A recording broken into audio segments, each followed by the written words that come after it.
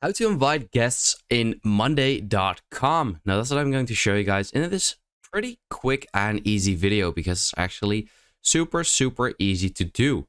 Now all you basically want to do is simply go to your workspace and choose a workspace if you have multiple where you want to invite guests to. Now I am this workspace is fine, so I'm gonna just go to this one, for example, and then I am going to click on the three dots at the top right corner, then go to board settings, then to change board type, and then click on change to shareable. Now it says shareable boards are visible only to subscribers. People who accessed this board without subscribing will no longer have access.